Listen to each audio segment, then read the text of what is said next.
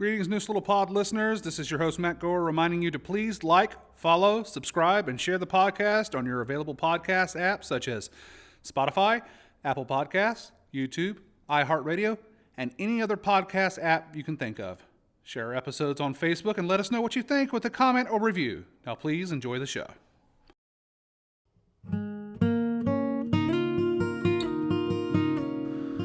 Good evening and welcome to Neuse Little Podcast. This is an audio program talking about the backstage antics and stories of running a small-town community theater on the banks of the Neuse River located in Smithfield, North Carolina.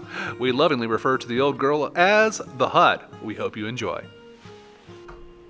Hello and welcome to another episode of Neuse Little Podcast. Thank you for joining us this evening. We have a special episode for you. We've taken a hiatus in June, our first ever hiatus, because both me and Mita had a lot going on in our everyday lives that we thought it would be a good time just to take an episode or two off, regroup, and then come back strong in July.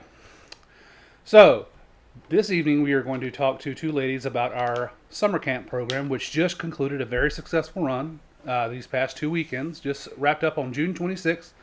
It was a rousing success. They did Lion King Junior. Lion King Kids, and everybody had a great time. But we're going to talk to these ladies a little bit more about that right now. I have across the table from me her second appearance on the show, the wonderful Patsy Castellano. Hey, Matt, how are you? And then I have this lady to my right here who I've never met before. Could you introduce yourself, ma'am? I'm Karen Mollins. Well, it's nice to meet you. It's nice to meet you as well. Thank you for coming on the show for us. It is a hot one today, folks, and the air conditioner is not cooperating, so... Oh, it's cooperating. We just didn't. There's no way to have the air conditioner run. It's not here in this room, I can tell you that. So we had to also turn off the auxiliary AC for sound, so just bear with us, folks. We're doing the best we can. Anyways, let's get into the summer camp. Now, Patsy, what was your participation? You were in charge. I guess I should say you were in charge of the summer camp this year for the first year, but you had helped Ruth several years before that. Get into that a little bit. Yes, I was the director this year. The board asked me to be the director. Actually, Sean Braswell nominated me, and the board was kind enough to trust me with summer camp because we've been shut for 2 years because of the whole pandemic thing. But yes, I think I did 5 of these summer camp musicals with Ruth. That's Ruth Mills, who's now retired and lives in West Jefferson. So as her assistant director and choreographer, I've been privy to how these things go, what kind of organization you need, how it works for the kids. And I was happy that we had Lion King Kids version to use because I had done Lion King Junior and knew that it was a little bit too much material for a 2-week, 4-hour a day camp. But with Lion King Kids, I thought, okay, if we can handle the Swahili and whatever else is in this junior or this kids version, then we can do this for this camp. And so I conferred with Karen Mollins, who is here beside us, and sent her a copy of the perusal, and she took a look and said, yes, I think we can do this. And we did, and the kids were magnificent. They were wonderful. It was fun. It's great to have summer camp back, and I can't wait to do it again if I am so asked. Why did you contact Karen specifically? Why did I? Yeah, what was her area of expertise that led it to the show? She and I had worked on the previous 2 musicals. Oh, okay. Right. She was my musical director for Little Mermaid Junior and also for Jungle Book Kids. Gotcha. So we already had an established rapport. Gotcha. Now, you said that the Swahili was obviously that's the African language that is featured in the Lion King. Now, how did you know a little bit about that, or how did you come to the conclusion that it wasn't going to be a big deal? I guess I should say. It was in limited songs. Now, I will say that there is Swahili, Zazo, and Zulu. Mm-hmm. There are 3 different African languages. Right. But it was in limited numbers, and I just know that kids pick up on things so much quicker than we do. And it was funny because I'm sitting there going through, I mean, if you look at my score, I wrote every single word under every single, every single note so that I could be exact with it with the kids. And to be honest, all we had to do was go through it and speak it once. They went home, we sang it and then we would sing it with the track.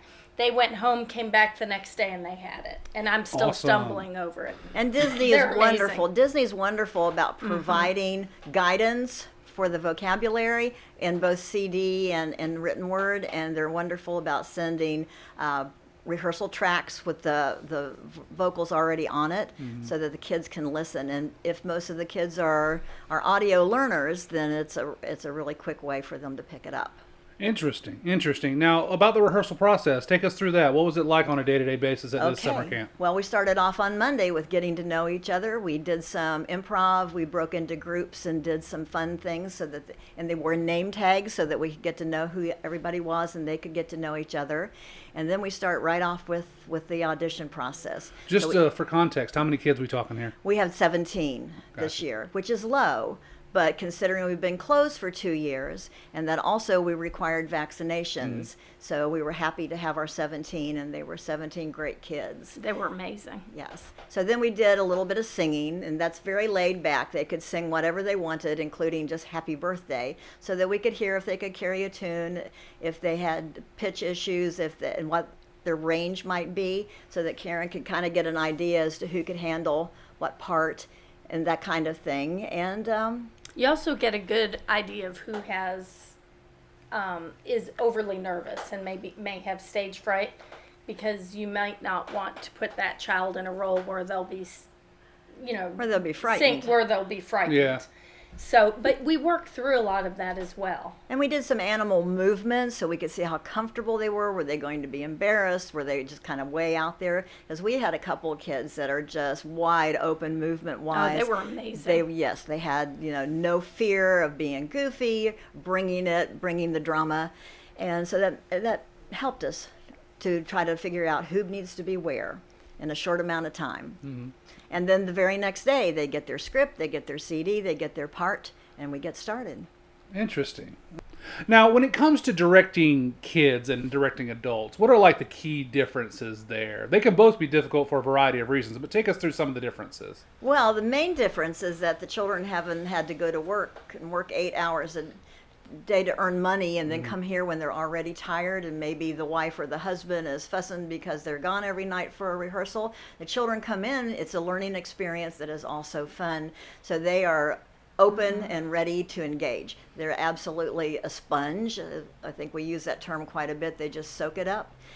They immediately gravitate toward each other. It kind of age groups, but I found with this group that the teens that we had were very brotherly and sisterly toward the younger children. That doesn't always play, but this time it did. They really took care and looked after because it was as young as 8. We go from 8 to 18, which is a humongous difference in attitude and what you know and those kinds of things. So we had several children that was their very first experience on stage.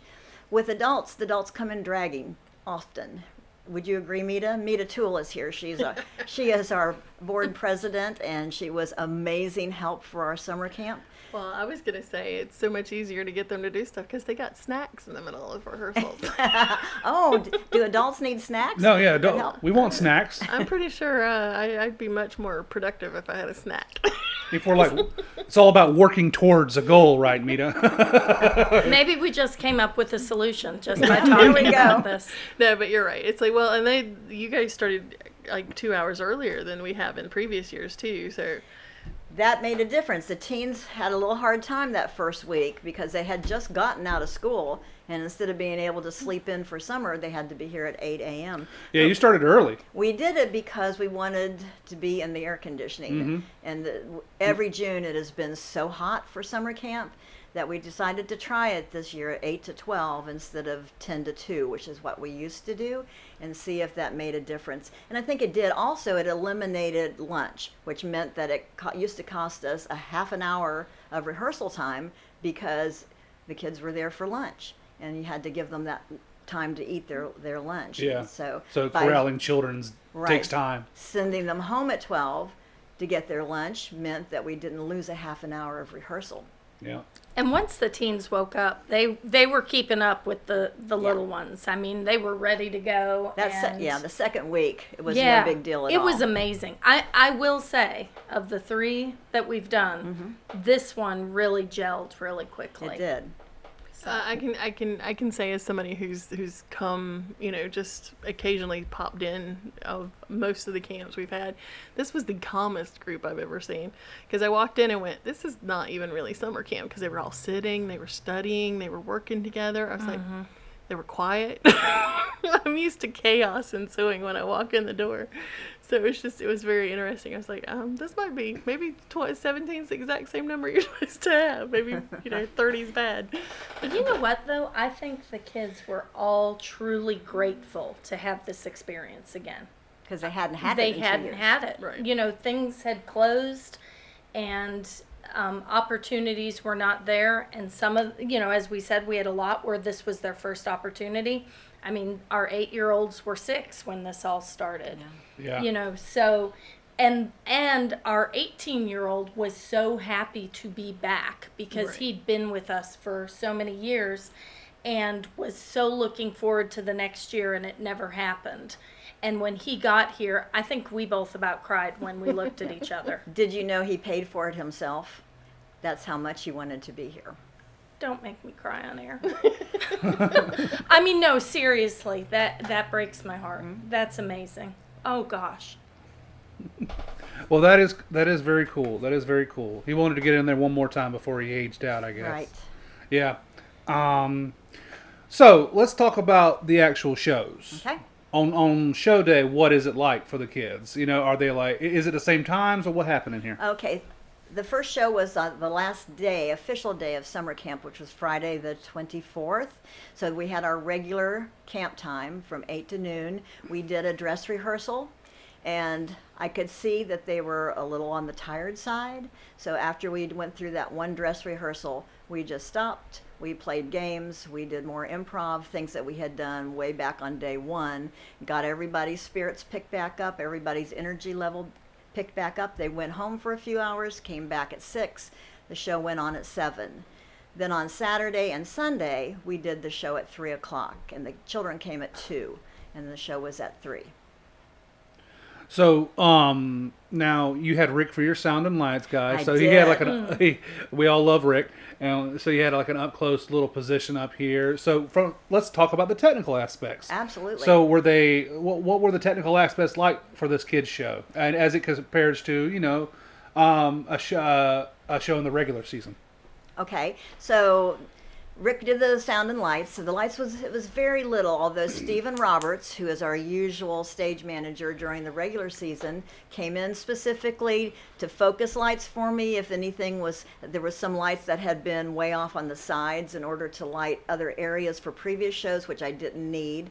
So we eliminated those. He hung a strobe light for me. We had a strobe light over Pride Rock. It's actually the gorge where Mufasa and Scar That's cool. meet up after the wildebeest have almost killed him. Yes, the And denouement.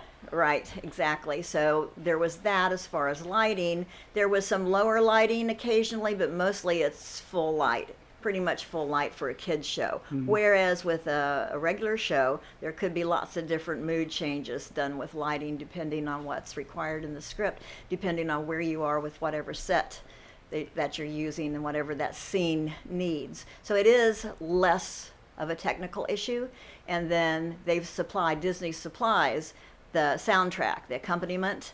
And so even though the kids get to listen to vocals, we do it with only the children's vocals, only the campers' vocals. We don't use the track that has the Disney kids on it. We use the Bear accompaniment for them, and Rick plays all of that. Okay. So he has the script, and it says track number 12, and he pushes track 12, and the kids take it from there. What about the costumes? Did they design their own, or? Somewhat. I kind of designed how I wanted the villagers to look, and then the moms bought the t-shirts, and they cut the sleeves off and cut the streamers at the bottom, and then I added some African fabric to some of them to spruce them up a little bit. And then we had one parent that did a zebra outfit for one of her girls, and then for her twin girl, they did a parrot. She did a parrot. So the parents contributed quite a bit. I added as much as I had. Having been a dance teacher in the public school system for previous 18 years, I have a lot of costume and set pieces that I've purchased and I've made, and I refuse to throw away. So I bring them in and we use them. Awesome. What an excellent resource. What were you doing? Were you just watching during the show, or did you have a function backstage, Karen? I was directing. She was I was conducting. conducting. Oh, yes. I did conduct. And actually, honestly, but by the end, they really didn't need me. I was there. There was one point where I did have to kind of jump in, and they all looked at me going, I think something's gone wrong here. And I'm going like this, stop, with my hands. And they paused, and then when it came time to come back in, I was able to get them back in on time. But for the most part, I was conducting for all the rehearsals and the first 2 shows, and by the third one, they were just on autopilot.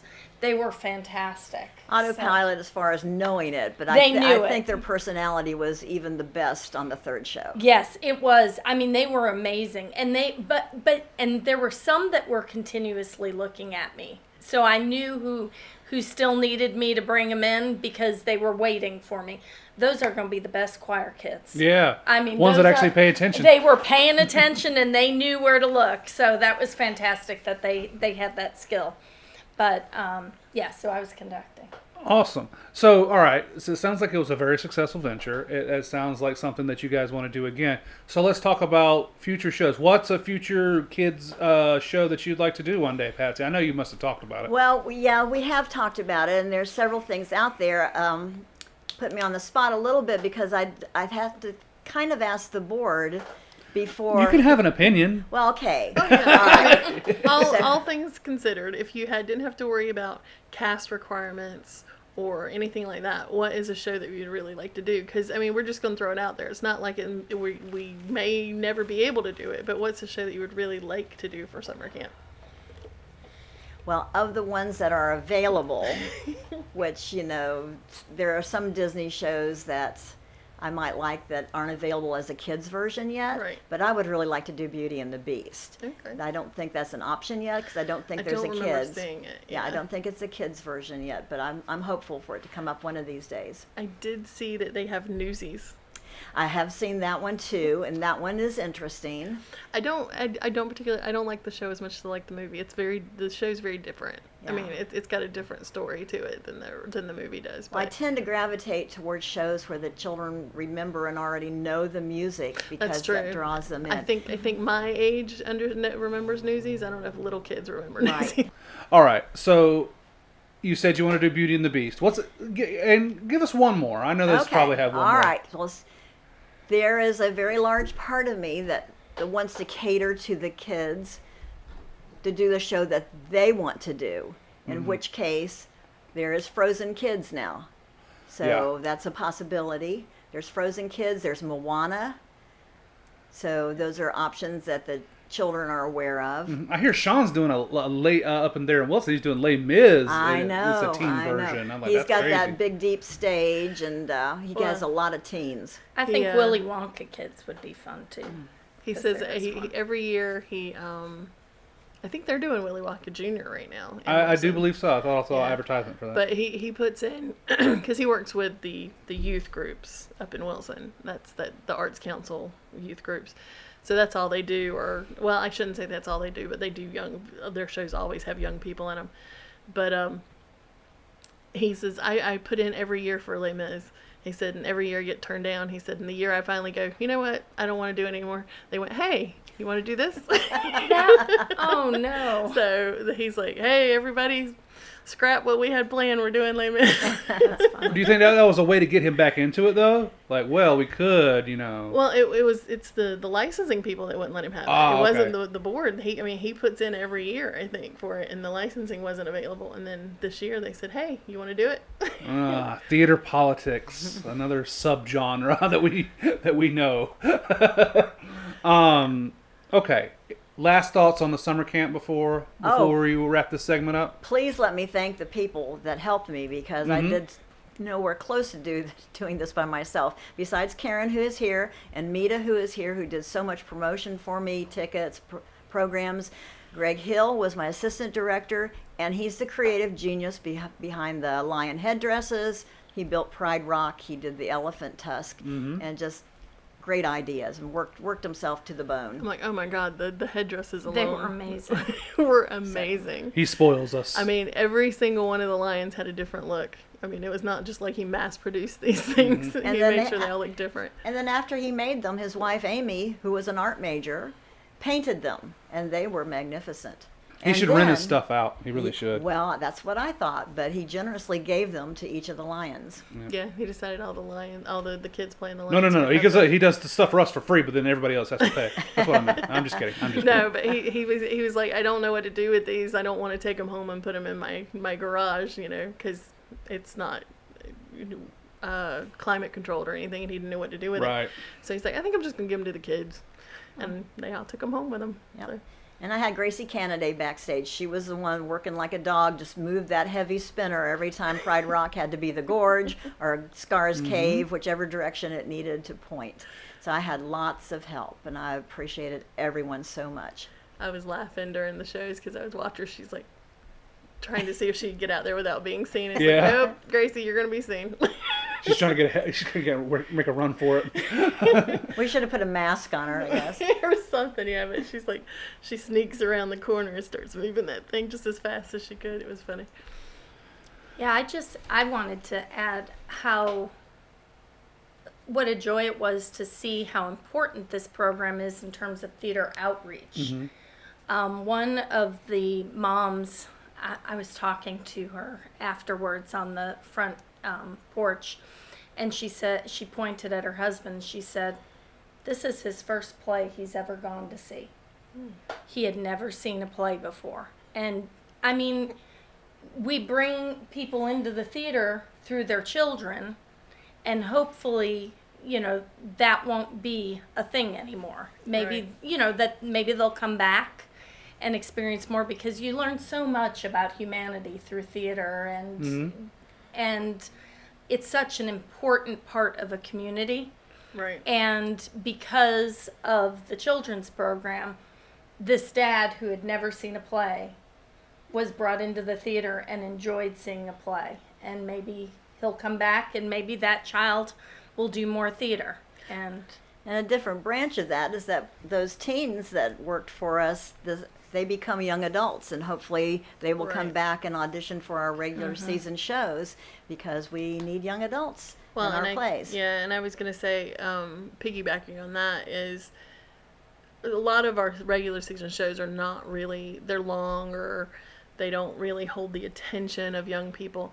But I know that there were quite a few people who brought their kids to come see this show, because it was only 45 minutes. There's no intermission. You don't have to worry about getting them back in the seats and focused. And it's something they know and they can follow. And it's, the songs and the fun and the bright colors. And I think we did a very good thing, because I know for a fact there's at least half a dozen that came to see the show that had no affiliation with the theater at all. And they just happened to see it and said, I can take the kids to go see that. So. Well done. That sounds like it was a very successful venture, and it sounds like it's kind of like the epitome of what we try to do here at Neuse Little Theater, which is, like you said, ma'am, community outreach, as far as, they're learning valuable lessons, public speaking, socialization, responsibility, in learning to do something, learning to complete a job on time, and there's just countless skills that they learn. I was very impressed to watch some of the kids just sort of, you see them blossom on stage. Like, they suddenly got a taste for it, and they're like, oh, that's going to get a laugh. I can make that bigger. Or, I can be serious here. I could do this, So, yeah, it was very nice to see them sort of come into their own throughout it. And the very shy ones, to watch them come out of the shell. Right. By about, what do you think, Monday of the second week, we suddenly had a show, right? Yep. It was And you work. panic. You panic. That first week, you're like, oh my goodness. And the second week, toward the end of the first week, you're like, ooh, okay, they're learning the music. This is good. You get into the second week, and you get into the serious blocking. It's like, oh my gosh. And then, but then all of a sudden, little bits of genius start coming out of each of these kids. And by Wednesday, you're like, oh, we got something here. And it's fantastic. It's great to watch. They learn so much from it. All 3 of my kids have gone through this program. And I can say that they have learned tremendous things from being involved in theater. Well, that's what we like to hear. I have 2 last-minute shout-outs. Anita Liverman helped me paint all the backdrops. And then, of course, I want to thank Ruth Mills, who got me into this years ago, or else I probably you, wouldn't have Ruth. been here. So I'm grateful. All right. Thank you both for being here.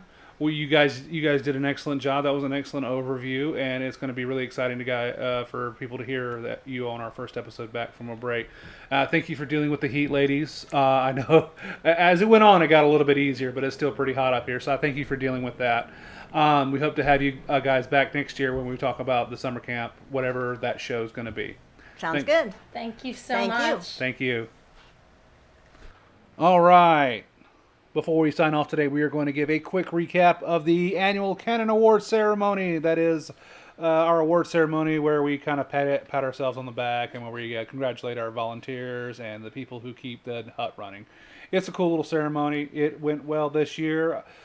Let's see. We're going to recap the awards here in a second. But overall, Mita, how did you think the ceremony went? I think it were really smooth, Yeah. amazingly enough. Everything went as according to the plan and schedule and the outline, and things seemed to have gone really well. Well, you did a great job on the slides. I had like 3 jokes about the slides going into it, but they went flawlessly, so I couldn't use any of them.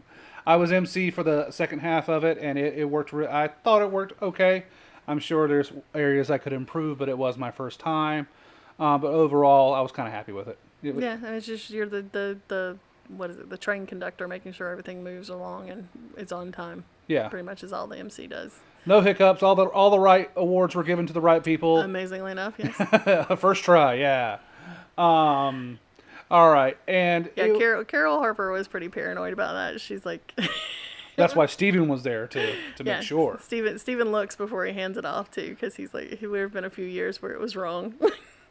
I hear this last year we're going to be able to do it in the Gregory Vineyards. It is. They are planning on changing that to offices, I believe. So we may not have access to that next year. That sucks. I like that venue. I do too. I don't know where else we'd go though too, because there's not everything's either too small or way too big. Sean said something about Hennett Family Vineyards. They're in Pine Level. Yeah, but I think they do. I think Hennett is. Well, I'm not sure. I don't think I've ever been to Hennett, so I don't know. Well, that's next year's problem. All right. That is a Nancy Gibbs problem too. And she did a great job this year. Everybody, all you guys did great. Mita has a job to do. That's part of the reason why we took June off, is to give Mita enough times to produce, quote unquote, the canons. That means do the clips, do the DVDs, do the slides. It takes a lot of time. Yeah, there's a whole lot of me going, what? I don't even remember the show. What part can I don't, ugh. Do I have to watch the whole thing? Yeah. It's just a lot of editing. It's just a lot of waiting and say, is this the right clip and all that? And you do the best you can, and I thought it was great.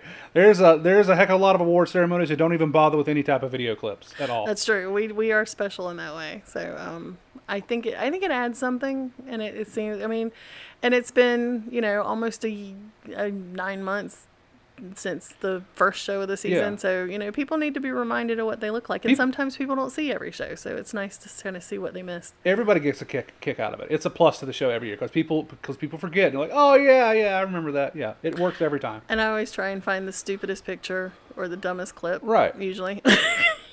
Right. So let's go down the Tech Awards first. Let's see. Best special effects went to Explorers Club. That's probably for the glasses. I'm pretty sure that's for the bar. The bar, yeah. Let's see.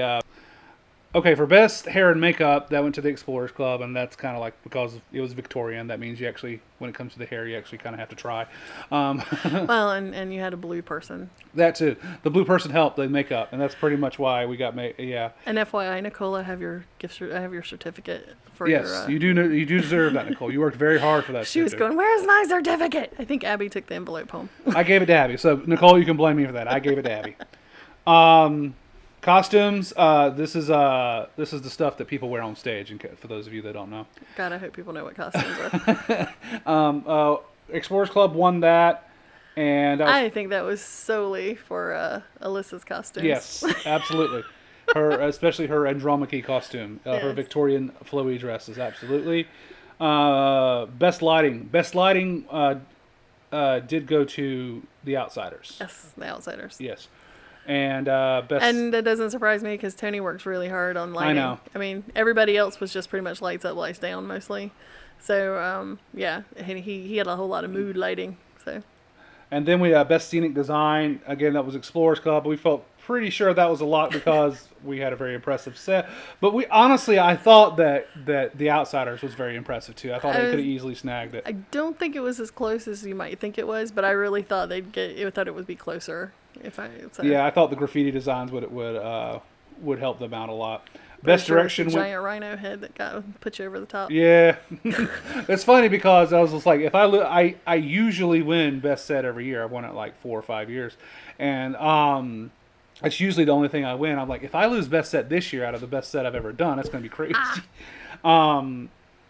Best direction, that was Tony. That's no surprise there. What he did with the kids with The Outsiders is obviously was very successful. So I thought I was going to go to you too because you had a lot to deal with your show and producing the cannons and. You don't take that into I know, account. but yeah, sure.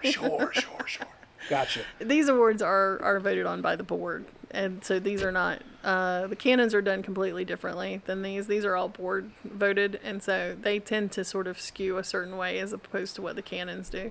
Mm-hmm. So there is a different breed of animal when we do the tech awards. So, Yeah. but it also makes sense because the board is more savvy to the technical aspect of Yeah. shows, whereas I think your folks who come to see it and would be the canon committee probably would not recognize as much of the technical stuff as other people do, or as the people who are involved with the theater do. Now for the special awards, those are like our Volunteer of the Year award. We have Newcomer of the Year, Out of the Limelight, Volunteer of the Year, and President's Award. So let's start from the top. So Newcomer of the Year was. That would be Summer Vaughn, because she not only came and took on a huge role in Outsiders, Yes. she was Johnny, which is a major role, a pivotal role to the show. As her first time ever on stage, she came back and helped backstage with Trip to Bountiful. Yeah. So, and had to put up with Steven. And that deserves an award in and of itself. And quite honestly, she was so sweet and everything. She would come in every night with a flower and make him wear it, and he would just go, "Ugh, fine." She was determined to break him. She was. She's like, I'm playing. You're zigging and I'm zagging. She wore him down every night. It was funny. It was hysterical. She goes, "I got you a new flower." He's like, "Oh my God." It was probably just like a lark on the first time, and then he's like, I'm going to do it every single night now. Yeah, she says, "I stole them from people's yards." She was just like, she would walk. No, or she ride had her the bike. line of the night. She had the funniest line of the night when she went up and accepted her award, and she goes like, "Thank you. I stole the flowers from people's yards," and then she just left. I thought that was hilarious. Pretty much sums up Summer's personality too. That was funnier than anything I said the whole night. So then Out of the Limelight. Out of the Limelight, That went to Luke D'Entremont, who did lights and sound for Outsiders, because he had never run lights and sound before, and Tony's shows are not easy. He's got a lot of crossfading, and his music has to be spot on because he does some crazy stuff with musical undertures or whatever. And so, God bless him. And he was up here, and one of his parents was up here every night helping him, quote unquote. And one night, it was very funny because I think it was Jennifer, I'm going to call her out and throw her under the bus. She decided that it needed to be sooner, whatever the cue was. And he's like, no. And she goes, "No, do it now. So he did it. And Tony comes back and goes, "What's going on?" He goes, "Well, Mom told me to do it." And she goes, so Tony kicked her out of or Luke may have kicked her out of the tech booth. So she wasn't allowed to help him anymore because she was.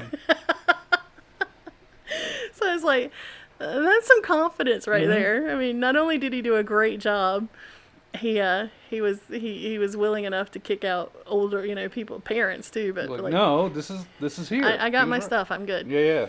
All right, and then there's Volunteer of the Year. Volunteer of the Year went to Greg Hill, basically because Greg was involved with every single show, but because of COVID and his family, he was not able to be in anything. So I mean, I think he may have come to see a couple of shows closer to the end of the season, but he couldn't even come and watch, really, because he couldn't be in a room full of people because health issues, and someone in his family is immunocompromised, and he couldn't take it home in case he got it. So he sort of stayed isolated quite a bit. But he would come up here and he would paint, set, or build something. He built the box for Never Too Late. He built a lot of stuff for Explorers Club. He stained the walls for Explorers Club.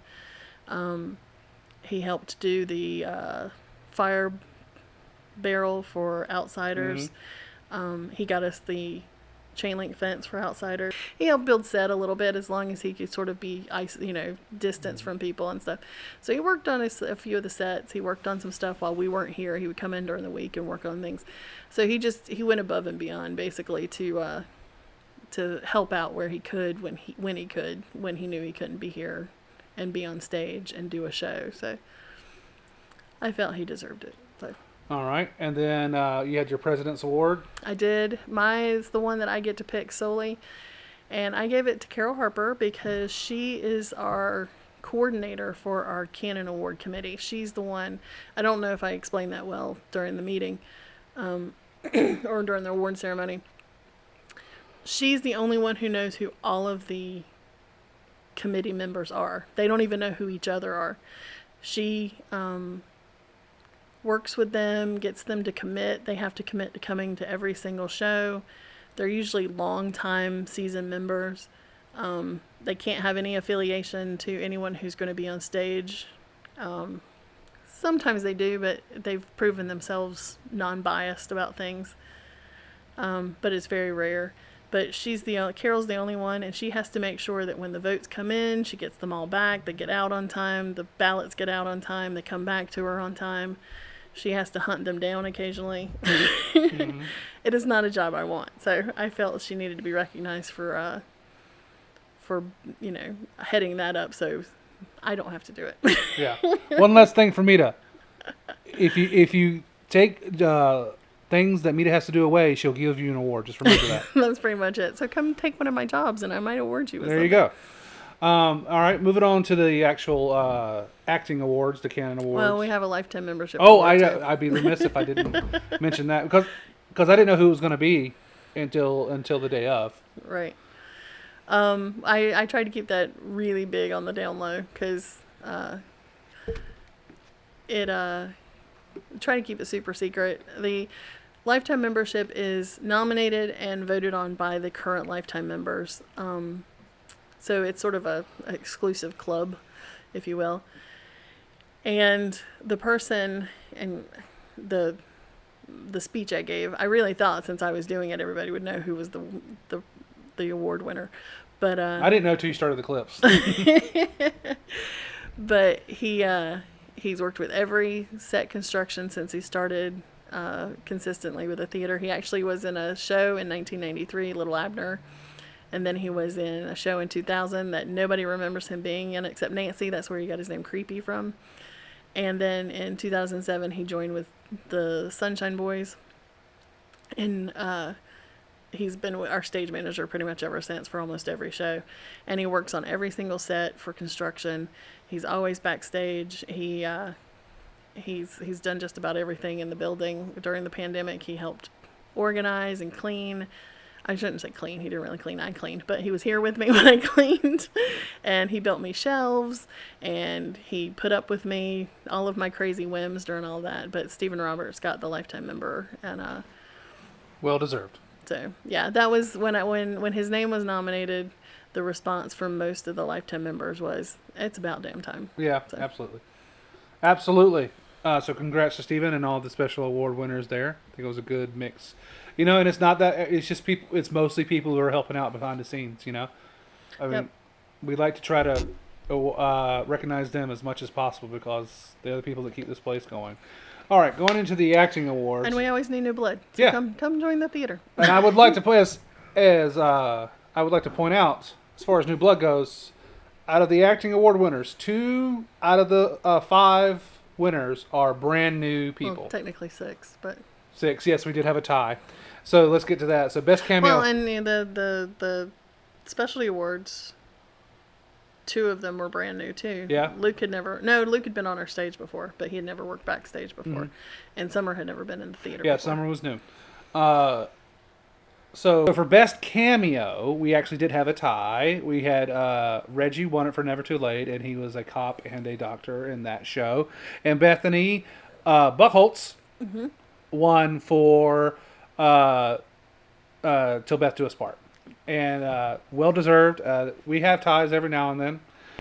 Pretty sure it was our flamenco dress that won it for her. Okay.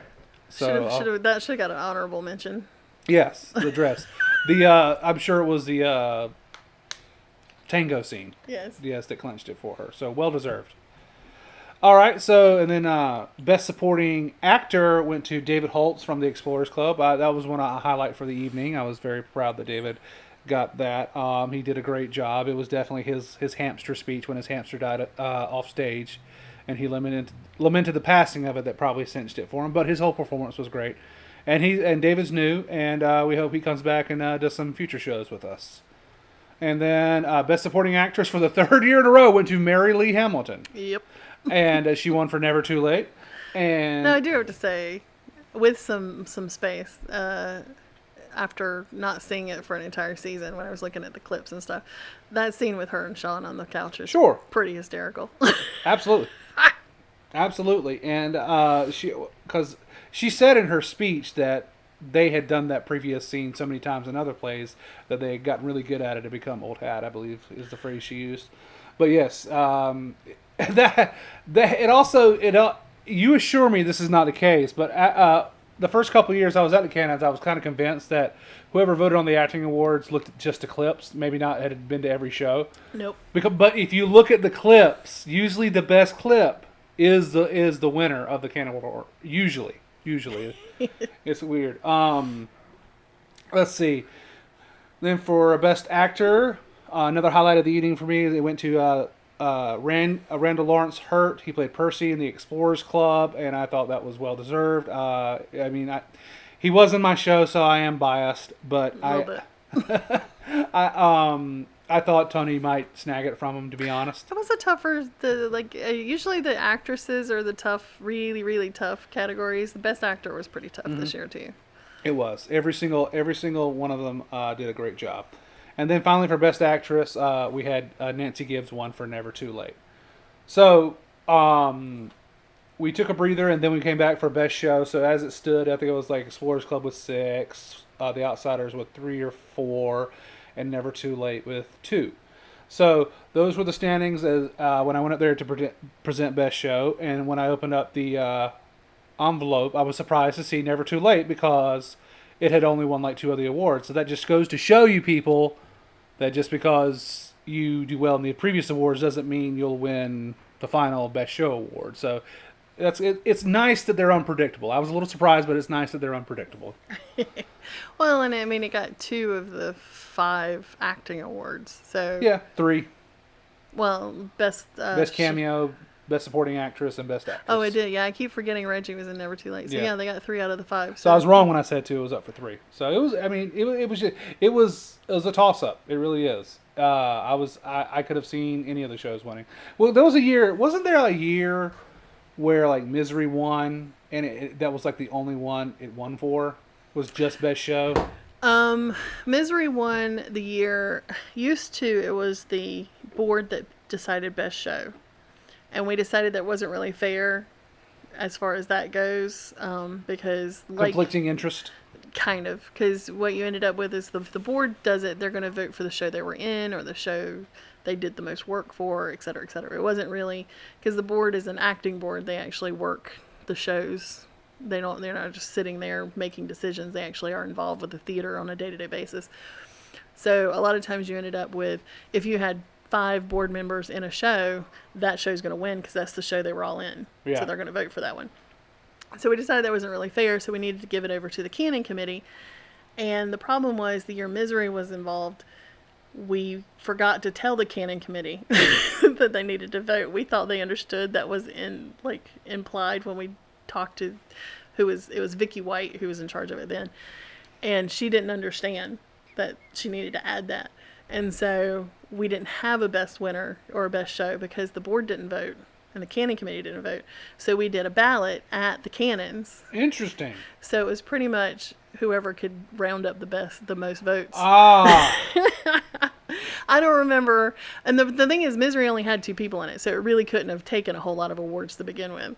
There's only 2 people. There were only 2 people in the show. You just see people just sprinting across the tables and stuff like that, talking to each other's ear. Oh my gosh. So, yeah, as they came in to check in, they were asked to vote for best show, and so Misery took it because that was how just more people voted for it at the door. Interesting. Well, it was a successful year, and now we head into our 48th season. We've got 5 brand new shows. They're up there online. They are going to be A Murder is Announced in September. Which is Agatha Christie Murder Mystery. Yep, and then there is Boing Boing, which is a translation from a French farce. Yep. That's in November. Monte Carlo. Which is sort of a drama more than yeah. One of those be careful what you wish for plays. Well, it's really I read it finally because I was like, I should probably read that. But it's more of a memory play where she's thinking back on her life with her mother. She wins the lottery and then she convinced her mother to go off to Monte Carlo with her, and they spend all of this time together. And she just realizes that her relationship with her mother was a lot more than day-to-day bickering, that they had originally. So that's our February play, and then we have your show in April, and that's Things My Mother Taught Me. Yep, which is a little rom-com type thing. Right. And then as our season finale, we have my show, The Man Who Shot Liberty Valance.